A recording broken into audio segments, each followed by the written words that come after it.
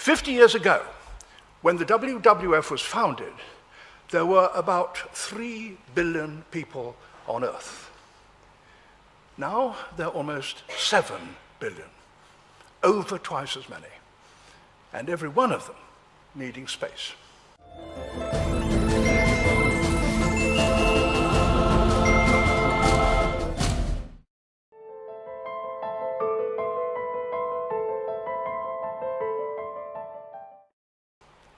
Space for their homes, space to grow their food, or get others to grow it for them, space to build schools and roads and airfields. Where could that come from? A little might be taken from land occupied by other people, but most of it could only come from the land which, for millions of years, animals and plants had had to themselves, the natural world.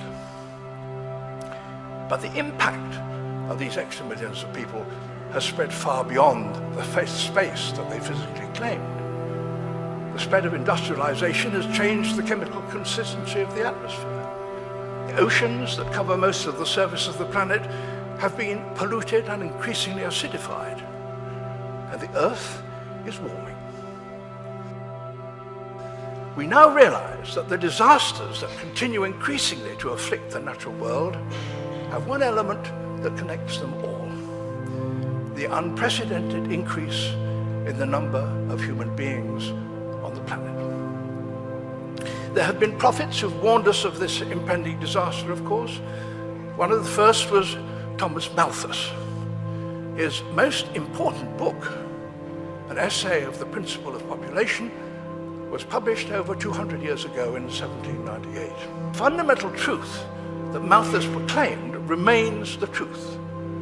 There cannot be more people on this earth than can be fed. They would like to believe in that oxymoron, sustainable growth.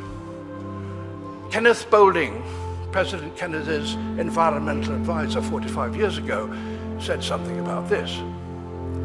Anyone who believes in indefinite growth in anything physical on a physically finite planet, he said, is either mad or an economist. The population of the world is now growing by nearly 80 million a year, 1.5 million a week, 250,000 a day, 10,000 an hour, growing. In this country, it's projected to grow by 10 million in the next 22 years. All these people in this country and worldwide, rich or poor, need and deserve food, water, energy, and space. Will they be able to get it? I don't know. I hope so. You may have seen the government's foresight report on the future of food and farming. It shows how hard it is to feed the 7 billion of us who are alive today. It lists the many obstacles that are already making this harder to achieve: soil erosion, salinization, the depletion of aquifers, overgrazing, the speed of plant diseases as a result of globalization, the absurd growing of food crops to turn into biofuels to feed motor cars instead of people, and so on. So it underlines how desperately difficult it's going to be to feed a population that is projected to stabilize in the range of 8 to 10 billion people by the year 2050.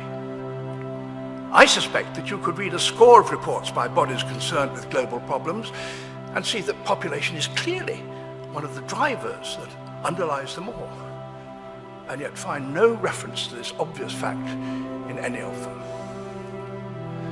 Climate change tops the environmental agenda at present. We all know that every additional person will need to use some carbon energy, if only for firewood for cooking, and will therefore create more carbon dioxide. Though, of course, a rich person will produce vastly more than a poor one. Similarly, we can all see that every extra person is or will an extra victim of climate change, though the poor will undoubtedly suffer more than the rich. Why this strange silence? I meet no one who privately disagrees that population growth is a problem.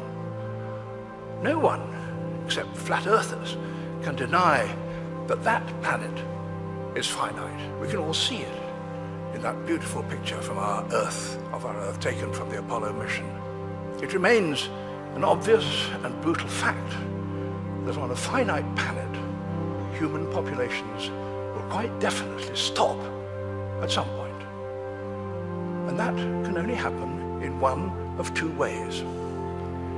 It can happen sooner, by fewer human births, in a word, by contraception. That's the humane way, the powerful option which allows all of us to deal with the problem if we collectively choose to do so.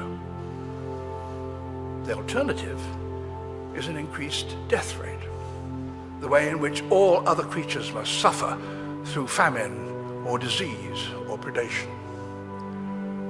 That, translated into human terms, means famine or disease or war over oil or water or food or minerals or grazing rights or just living space. There is, alas, no third alternative of indefinite growth. The sooner we stabilize our numbers, the sooner we stop running up the down escalator. Stop population increase, stop the escalator, and we have some chance of reaching the top. That's to say, a decent life for all. To do that requires several things. First and foremost, it needs a much wider understanding of the problem, and that will not happen while the absurd taboo on discussing it remains such a powerful grip on the minds of so many otherwise worthy and intelligent people. Then it needs a change in our culture, so that while everyone retains the right to have as many children as they like, they understand that having large families means compounding the problems their children and everybody else's children will face in the future. It needs action by governments. In my view, all countries should develop a population policy. Some 70 countries already have them in one form or another, and give it priority. So now, our destiny is in our hands. There is one glimmer of hope.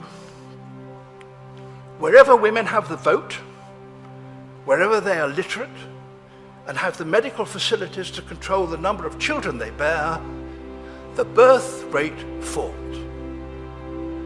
But what can each of us do? You or I?